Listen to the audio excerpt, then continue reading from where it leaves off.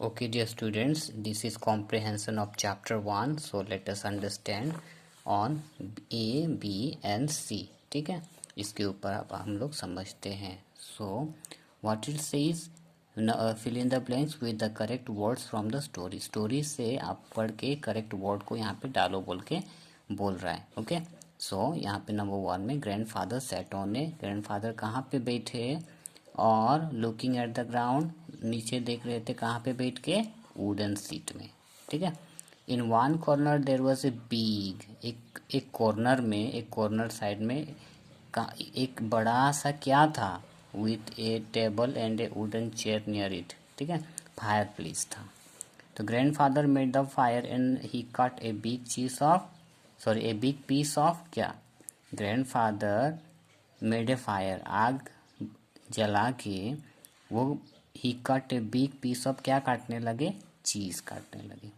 Number 4, the table was too high for. Table बहुत ऊंचा किसके लिए था? हेडी के लिए था. Number 5, the good were coming down from the. Goods कहाँ से आ रहे थे? माउंटेन से आ रहे थे. Okay, next number B, answer this questions with reference to the context. Where am I going to sleep grandfather, मैं कहाँ सोने जा रहा हूँ दादाजी बोल के सवाल पूछ रहा है. ठीक है. बीट ए में फिर क्या है? Who is speaking to grandfather, कौन बात कर रहा है दादाजी के साथ? ठीक है, अब हम लोग देखते हैं कौन बात कर रहा है. यहाँ पे Harry is speaking to grandfather. कौन बात कर रहा है? हैरी. ठीक है, अपने दादाजी के साथ बात कर रहा है.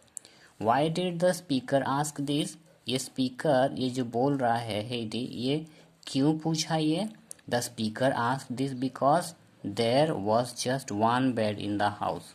ये हेडी, ये जो स्पीकर है वो इसलिए पूछा क्योंकि उस जगह पे बस एक ही बेड था उस घर पे, इसलिए पूछा. ठीक है. Number C, what was grandfather's reply, दादाजी क्या उत्तर दिए, क्या आंसर दिए रिप्लाई में? Grandfather replied that she could sleep wherever she wanted. ठीक है, दादाजी बोले उसको कि आप जहाँ चाह रहे हो वहाँ सो जाओ बोल के. Okay. Number 2, what do you think it is Harry, तुम क्या सोच रहे हो हैरी, ये क्या है बोल के सवाल पूछा गया है. बीट एक में फिर क्वेश्चन पूछ रहे हैं, who is talking to Harry here, यहाँ पे हैरी को कौन बात कर रहे हैं हेडी के साथ? ठीक है, grandfather is talking to Heidi. ठीक है.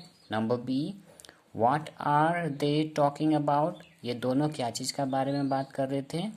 दे are talking about the chair. ठीक है, वो लोग दोनों चेयर का बारे में बात कर रहे थे. That grandfather made out of 4 sticks. ठीक है, चेयर का बारे में बात कर रहे थे जो कि दादाजी बना रहे थे 4 लकड़ी से. Number C, did Heidi like the speaker's idea, क्या वो स्पीकर्स का आइडिया को हेडी को पसंद लगा? हाँ, Heidi like the speaker's idea. Okay, so ये रहा आपका 1 और 2. अब देखते हैं नेक्स्ट. ओके, नेक्स्ट देखो, हम लोग देखेंगे थिंक एंड आंसर में.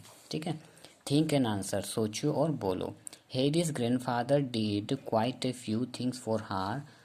Would you agree that building a relationship requires kindness and love? Give reason for your answers. ठीक है, Hades grandfather did quite a few things for her. Heidi का जो दादाजी थे वो कुछ चीज़ उसके लिए, हेडी के लिए बनाए. Would you agree that building a relationship requires kindness, क्या आपको लग रहा है, क्या आप इसमें राजी हो कि रिलेशनशिप को बढ़ाने के लिए कुछ चीज़ की ज़रूरत है? Building a relationship requires kindness and love, क्या उसको, रिलेशनशिप को बढ़ाने के लिए हमें काइंडनेस और लव, ठीक है, दया और प्यार, ये सब का ज़रूरत है? Give reasons for your answers, आप आपका सपोर्टिंग में आंसर्स तो बोला है. ठीक है, अब हम लोग देखते हैं थिंक एंड आंसर. ठीक है.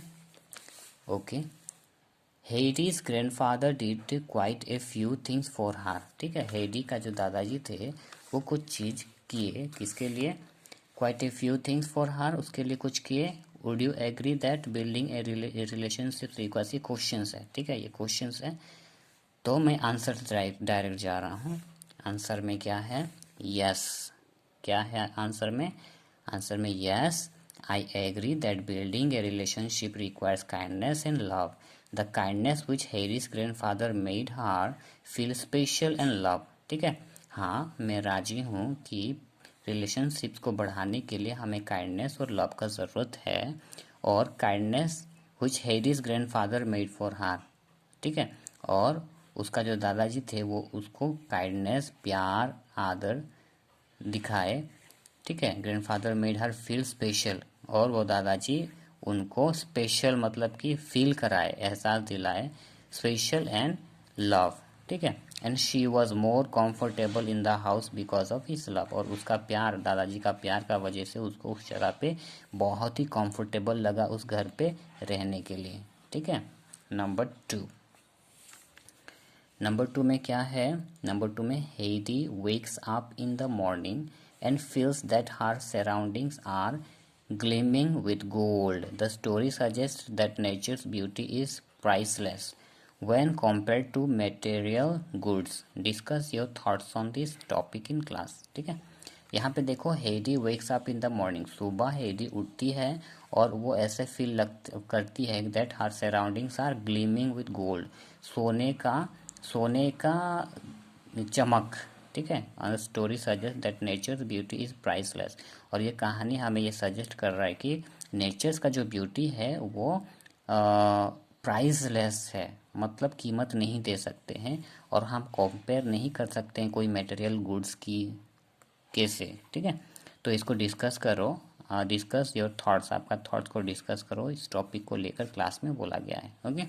ओके, सो द आंसर है I agree with the statements that nature's beauty is priceless. ठीक है, मैं राजी हूँ कि इसका जो स्टेटमेंट्स है ये नेचर्स ब्यूटी के साथ हम लोग तुलना नहीं कर सकते हैं, ये प्राइसलेस है as compare to material goods. हम लोग मटेरियल गुड्स के साथ कभी भी कंपेयर नहीं कर सकते हैं। The material goods decay after a periods of time, ना मटेरियल गुड्स जो होते हैं, ठीक है, मटेरियल का सामान जो भी होते हैं डीके हो जाते हैं, सड़ जाते हैं, जंग लग जाता है, ख़राब हो जाता है कुछ समय के बाद। लेकिन नेचर्स का ब्यूटी इज़ एवरलास्टिंग, मतलब अनंत काल, हमेशा के लिए, ठीक है, रहता है नेचर्स का ब्यूटी। सो यहाँ पे ये वीडियो ख़त्म होता है।